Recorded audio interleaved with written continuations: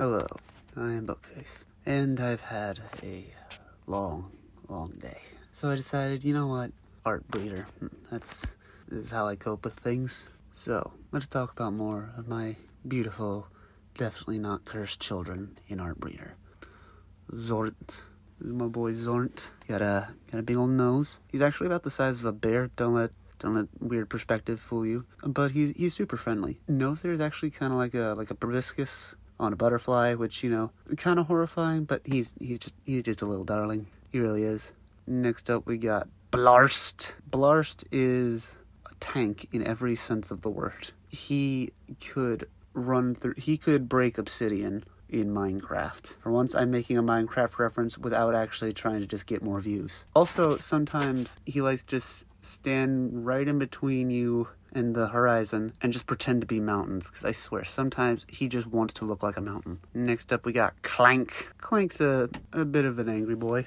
He's got some issue with his nose where he just always smells something awful. I'm pretty sure what it is that for some reason his nostrils, they're positioned right above, well, some weird orifice above his stomach that lets out excess gas. So basically he's constantly farting into his nose, which is very unfortunate, especially considering that beak is specially made to eat solely asparagus. It's there's some bad scents that come out of that boy. But, you know, I love him. And even though he always has a bit of a foul attitude, he's so soft and so fluffy. And he can also teleport, but that's not really that important. Next we got Oob. So, funny thing, Oob was actually two different boys. The one on the left was called Ooh, and the one on the right was called Buh. So when they just walked right into each other and their faces melded together, I was just like, Oob. Oob actually kind of like shoots pollen out of his ears. So, you know, it's a little tricky hanging out near Oob, but, you know, perfectly worth it. Next we got Vasque. Vasque is vast. He's like 200 or 300 feet tall. He is the definition of a kaiju, but I've never found any bones in him. I was scratching him. I'm like, I'm still just like on the surface of the fur. Let me try scratching down like further, because you know, so he feels it. I give him a good scratch, and I reached in, and I just kept reaching in, and at one point I was just completely enveloped in hair, and I just kept going because I was too determined at that point. And I came out the other side of his leg. I think Vasque is just made of hair. Next we got Honk. Honk's nose kind of works like a vacuum cleaner, just big suck energy. And that is exactly what he refers to it as every time. He scuttles along the ground really weirdly. Also, he can just like turn into a rock. Next we got Heck. Heck is a little bit of a demon. At least he kind of looks like one, which he understands. But he is a precious boyo. He always smells like flowers, and he actually spits out flowers every now and then. Anywhere he walks, flowers grow. He's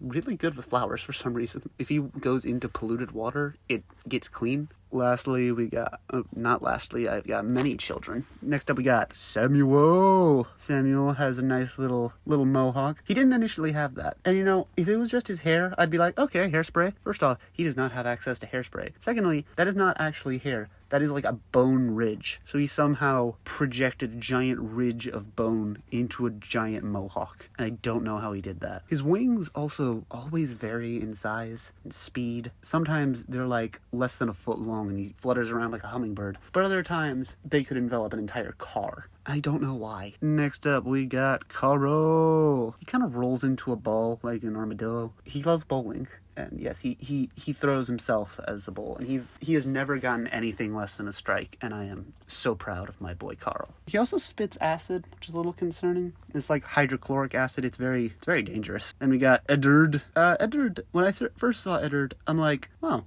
that's a really plain, normal looking boy. I wonder how he ended up here. But then I saw his blank eyes and his very warped face, and I'm like, something ain't right here. So his body is just completely malleable. He cackles like a hyena, and it's weirdly human. He also has human teeth, which is very concerning, but I mean, as long as he's happy. And we got Heeb. Heeb is about the size of a fingernail. Heeb is incredibly small, but also incredibly fast. Heeb can be like from here to the other side of the room in a blink of an eye. He'll also whisper things into your ears sometimes, and it can be very confusing because you're like, huh? Who said that? But it's just Heeb. Heeb's a prankster, you know. Then we got Stunk. Stunk is an interesting character. He's always doing stand-up comedy, but, you know, since he doesn't actually have real troop feet. He can't actually stand up, which is usually always his opening line. But also, he has like some psychic ability to know what people find funny. But his logic is always, since comedy is based on,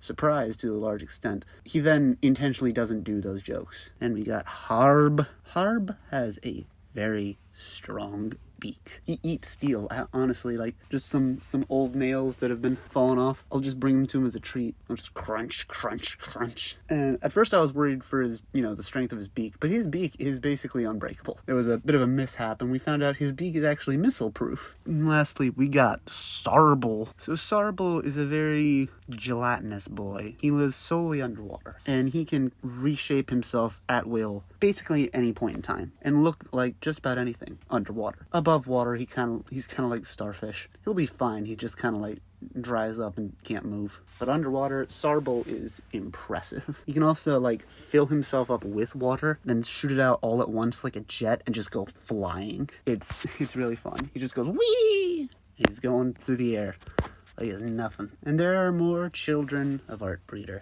I get very attached to these little guys, and I don't know why, but they're precious and they're mine, and I'm very happy about them. Bye.